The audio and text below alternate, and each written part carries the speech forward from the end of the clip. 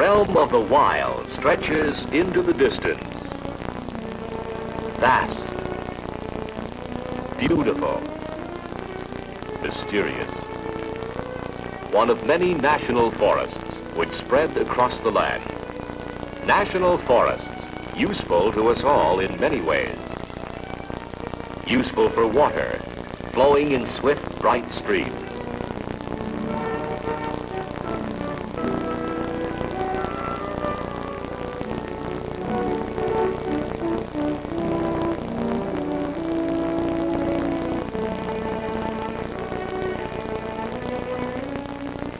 Water stored by nature and by man for use in our cities, farms, and orchards. Flowing out of the forest to fulfill its function, that of sustaining life.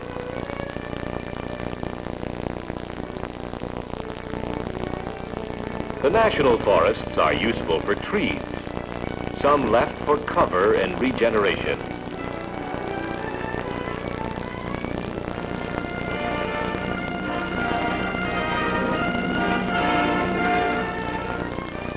Some for the harvest of wood.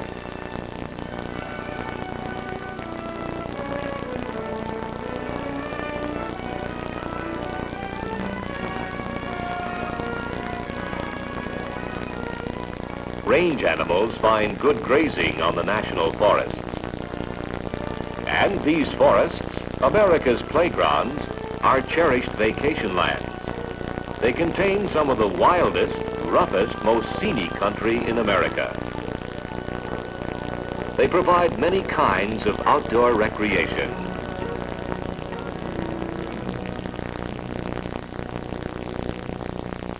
They are havens of rest and solitude.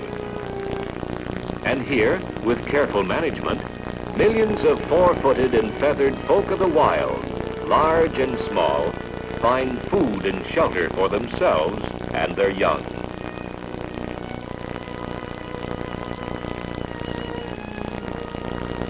Most essential for the survival of all wildlife is an assured year-round supply of grass, weeds, shrubs, and trees.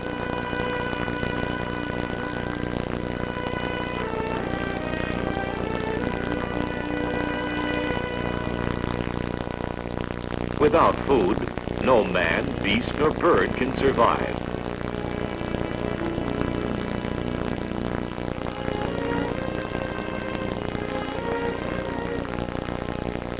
In nature's garden grow many beautiful things.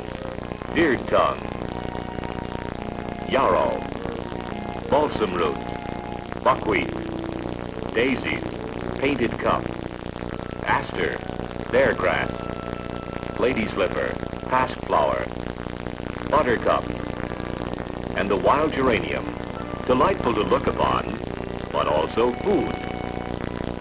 Food for the creatures of the wild.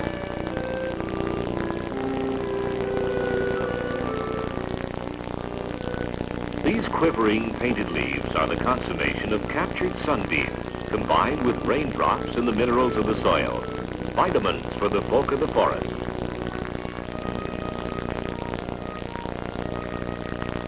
Migratory waterfowl feed on plants which grow in swamps and along the margins of lakes and ponds. The mallard duck, Canada goose, and the dapper wood duck with his less colorful mate follow the food supply from south to north. In the fall, when the young have been reared and the north grows cold, they return again to the warm south.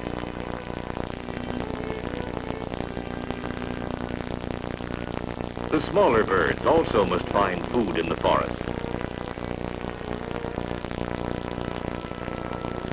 The Canada jay comes boldly into camp for crumbs and scraps. The titmouse and the chickadee prefer insects. The cardinal and the junco are mainly seed eaters. For the smaller forest animals and birds, Mother Nature's cupboard, unlike that of Mother Hubbard, is seldom bare. The eastern gray squirrel stores nuts for winter use. The kaibab squirrel of Arizona feeds on seeds and shoots of ponderosa pine. The rock squirrel of the southwest makes a meal on the flowers and fruits of the milk pea vine. The porcupine sometimes causes extensive damage by girdling and killing trees. If there were too many of these smaller animals, they would eat themselves out of house and home. So, nature provides checks, such as the golden eagle. The prairie dog eats the roots and stems of the fringed sage. Then he in turn becomes food for the eaglet.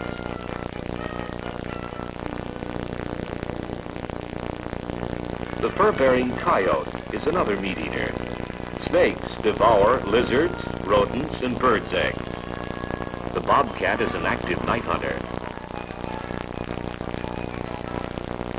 The mountain lion also is carnivorous. While nature intended some animals and birds to be prey for others, she often safeguards the preyed upon with remarkable protective coloration. Forest visitors pass many animals whose presence they never suspect. This hillside is literally alive with big-horned sheep, hard to see until they move. The ptarmigan is a classic example of nature's camouflage. His protective coloration blends so perfectly with the lichen-covered rocks in the background, he is nearly invisible. This little fellow is very sure of his protection.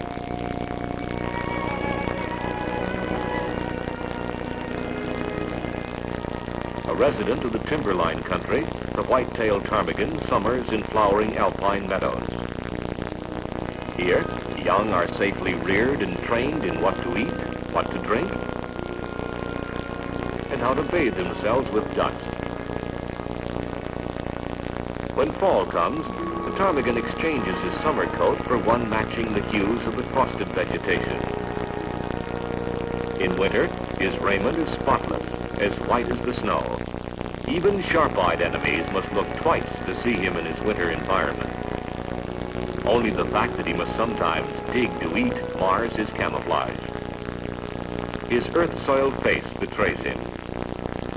The ptarmigan's winter diet consists of willow bark and bud.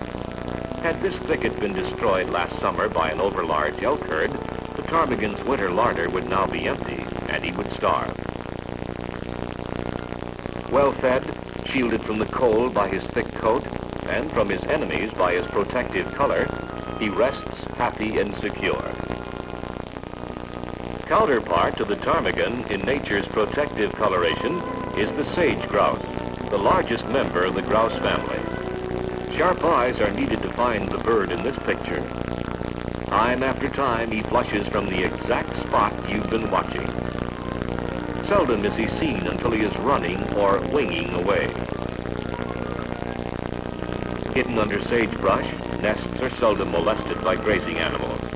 Yet, they are vulnerable to roving predators. Young and old blend exactly with their surroundings.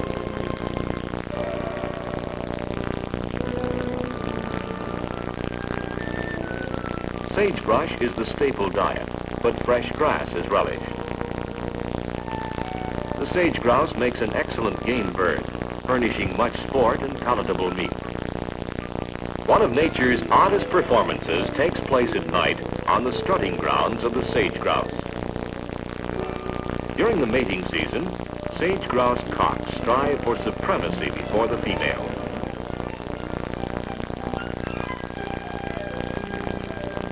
The cocks like to fight a few rounds.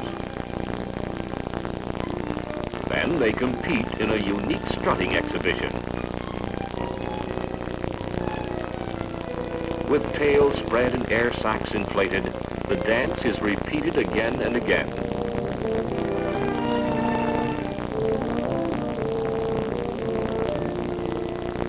They return to the same strutting grounds year after year, and each cock preempts his own certain spot.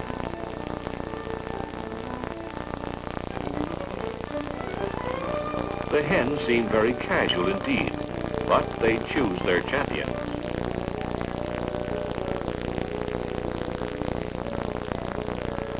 Here is the dance in slow motion.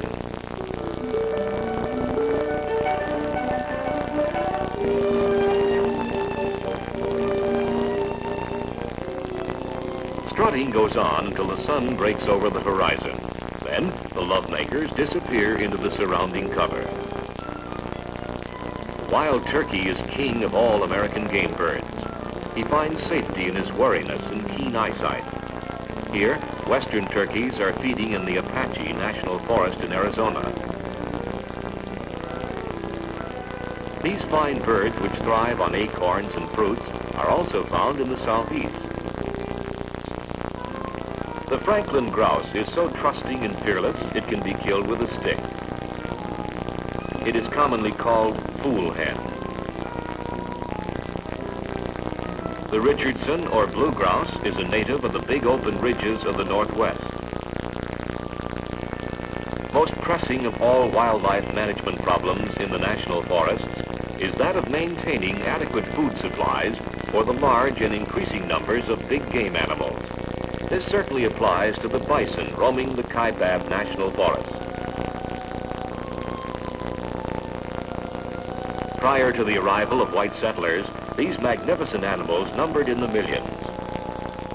Fabulous herds freely migrated north and south from Canada to Mexico.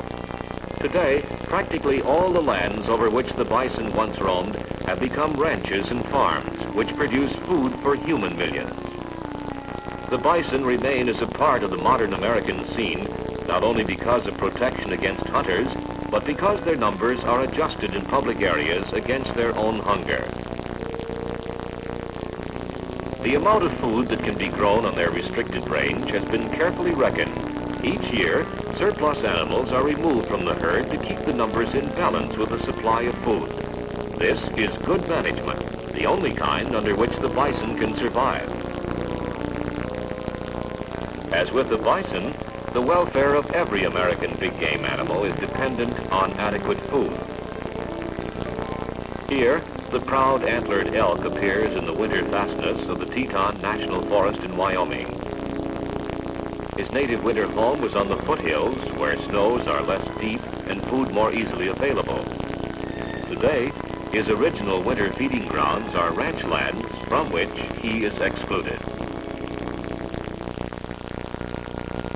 During the summer months, elk find good forage on high grassy slopes and ridges and in upstream valleys and meadows.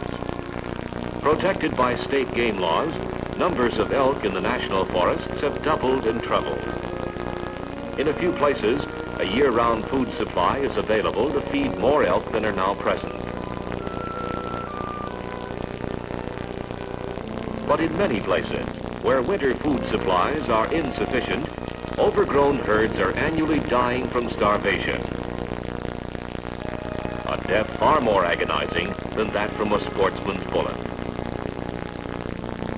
Elk, like the bison, stay together in herds all year.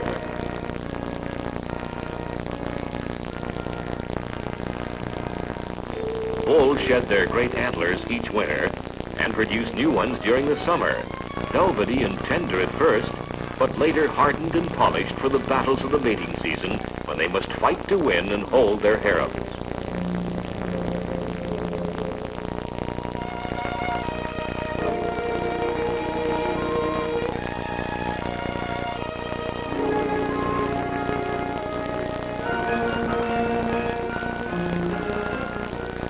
Adequate hunting to keep the number of elk in balance with the winter food supply is required if healthy animals are to be preserved.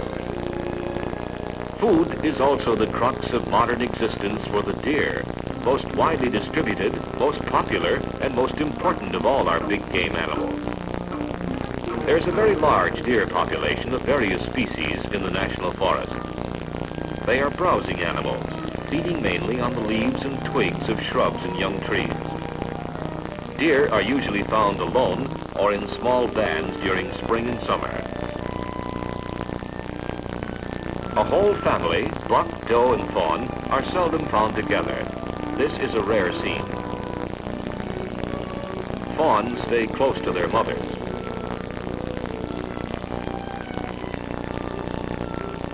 Warm milk is always on tap.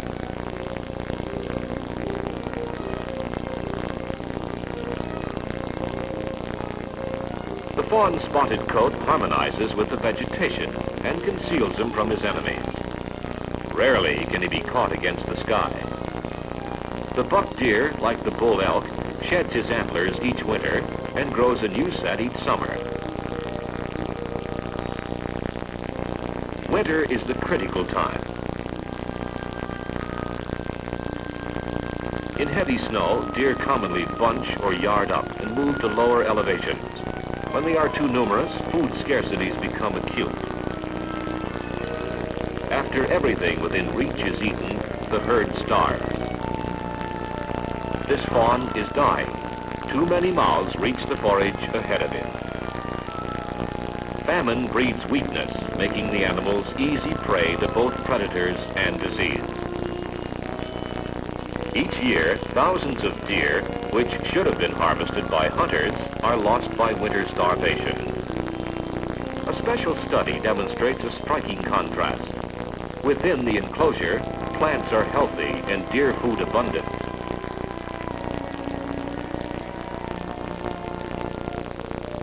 Outside the fence, much like a locust plague, an oversized deer herd has stripped the browse as high as the ravenous animals can reach. Plants can produce only so much nourishment. When overtaxed, they too die. Nothing to eat here, and no chance for this dead shrub to reproduce itself. This overgrazed range will support very few deer until nature rebuilds it over a period of years. The solution lies in maintaining a balance between the game animals and their food supply by systematic harvesting of the annual game crop. Artificial feeding of overlarge herds of deer and elk produces weakened and diseased animals. Elk and deer seldom move voluntarily from congested areas. Driving, trapping, and forceful transfer of the animals has proved either impossible, impractical, or hopelessly inadequate. The moose, unusual in appearance with his great palmate antlers, long legs, and ungainly body and head, is the largest member of the deer family. At home in the northern swamp and lake country, the moose has increased his numbers in the national forests until in some places his food supply is in jeopardy.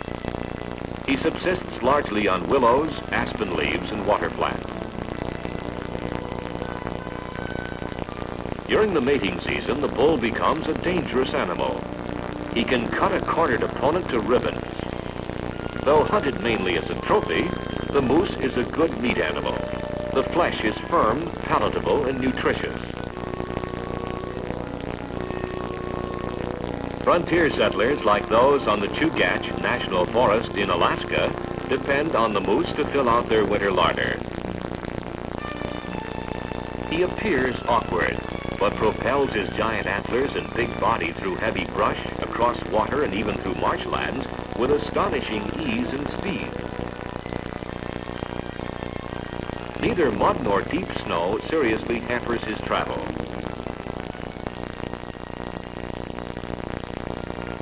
The pronghorn, better known as the antelope, is at home on dry brush flats and is America's fleetest animal.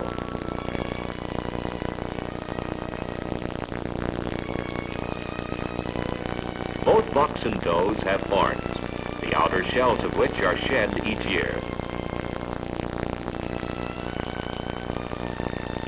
Note the odd camouflage markings, more pronounced than in any other large American game animal.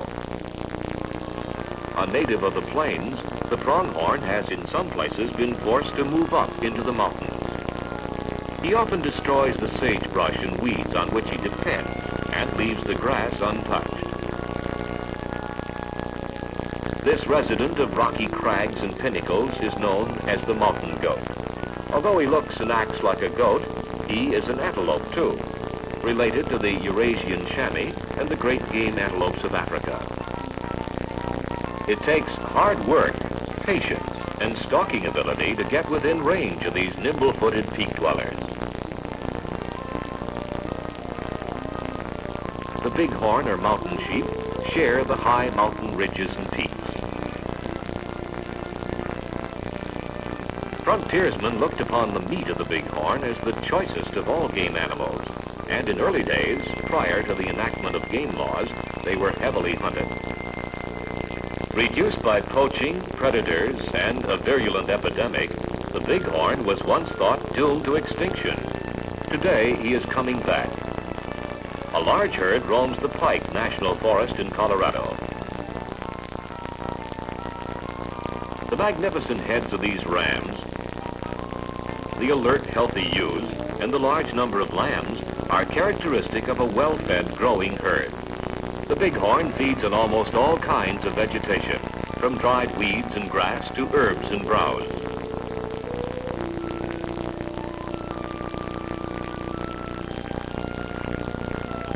As the herds get larger, increasing attention must be given to holding numbers in balance with the range.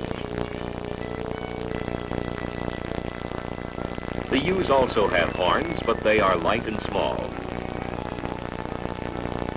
Lambs are born at high elevations in inaccessible rocky places and are adept at mountain climbing almost from birth. During the mating season, there is militant rivalry between the rams. Frequent jousts are staged to decide which is the fittest ram to lead the herd. Champion and challengers square off from 10 to 40 feet apart. Then charge and crash with terrific impact. They rest briefly, waiting for the stars to clear from their heads. Then, wham! They ram each other again and again until one or the other quits.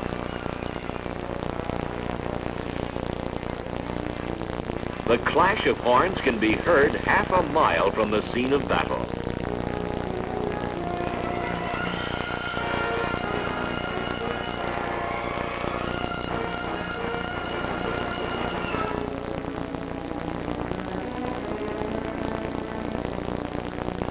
Contestants also strike upward blows with stiff front legs. Here's the charge in slow motion.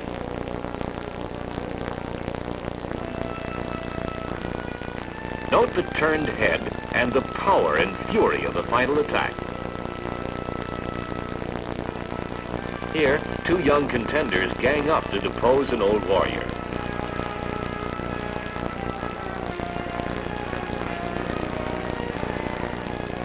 But all they can do is push him around. Winner and losers leave the field together. Apparently, there are no hard feelings. But since the old boy takes the lead, he is still champion.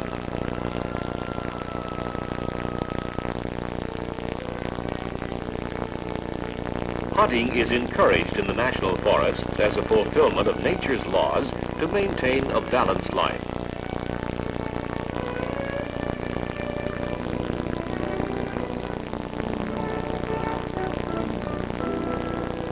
Hunting seasons and bag limits are not determined in which the forests stand. In addition to the priceless recreation and aesthetic values of national forest wildlife, the harvest of forest game and birds provides millions of pounds of meat for American tables each year. And the annual fur crop, which can be greatly increased, amounts to several $1 million a year. The area of land and its capacity to produce food for wildlife are both limited.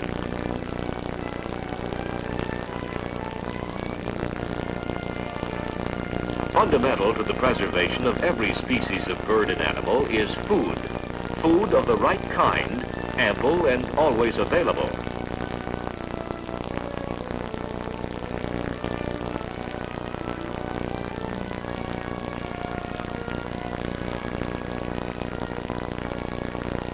Wildlife populations must also be limited, kept in proportion to the land's productive capacity. Protection of plant cover and of the soil from which it grows is the first law of the land.